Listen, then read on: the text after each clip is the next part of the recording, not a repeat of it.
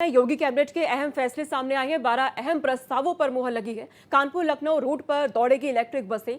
कुल 20 रूट पर इलेक्ट्रिक बसें दौड़ने वाली हैं। एक बस की कीमत 10 करोड़ रुपए। प्राइवेट बस ऑपरेटर का टेंडर के आधार पर चयन होगा। आउटसोर्स कर्मियों को सीधे अकाउंट में सैलरी मिलेगी। वेंडर के खाते में आउटसोर्स कर्मियों की सैलरी नहीं जाने वाली है। इलेक्ट्रॉनिक कंपोनेंट मैन्युफैक्चरिंग नीति का प्रस्ताव पास हुआ। निर्यात प्रोत्साहन नीति को 2025-30 के प्रस्ताव को हरी झंडी दिखाई गई। संभल दंगे की न्यायिक जांच रिपोर्ट पर यहां चर्चा नहीं हुई।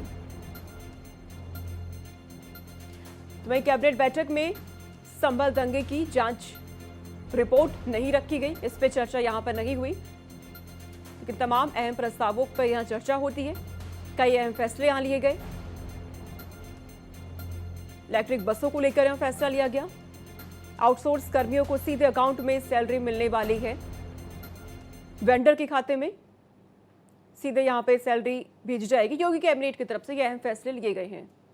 नगरीय परिवहन से जुड़ा हुआ विषय है और नगरों में आने जाने वाले लोग जो आसपास के इलाकों से जो लोग आते जाते हैं, उनके परिवहन की सुविधा को बेहतर बनाने के लिए हम लोगों ने एक प्रस्ताव मंत्रिपरिषद के समक्ष रखा था कि नेट कास्ट बेसिस पे, मतलब कि प्राइवेट ऑपरेटर को हम लोग लाइसेंस दें और वो लोग अपने घाटा मुनाफा के बदौलत, सरकार उनको कोई पैसा नहीं देगी, कोई सपोर्ट नहीं देगी, सिर्फ उनको एक वैधानिक सपोर्ट देते हुए ई चार्जिंग वगैरह की जो व्यवस्थाएं हैं उसको थोड़ा सा उनको सुविधा देते हुए सारा का सारा खर्च प्राइवेट ऑपरेटर उठावे। इस शर्त पे net cost contract basis model बोलते हैं उसको, उस पे प्रयोग के रूप में कानपुर और लखनऊ के 10-10 रूट, मतलब कुल मिलाकर के 20 रूट पे इस तरह की सुविधा करने का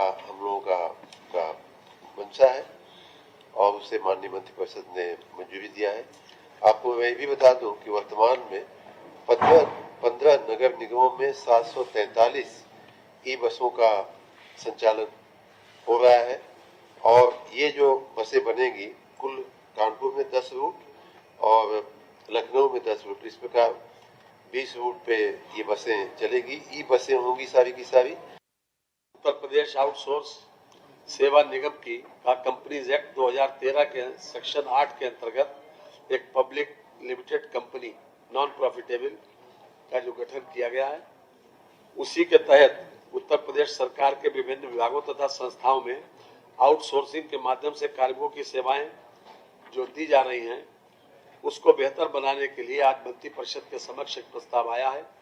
इसमें विशेष बात यह है कि नियमित पदों के अगेंस्ट इसपे आउटसोर्स या संविदा पर नहीं दिए जाएंगे। साथ ही साथ जो निगम है वो जेम पोर्टल के माध्यम से सर्विस प्रोवाइडर तय करेंगे, एजेंसीज तय करेंगे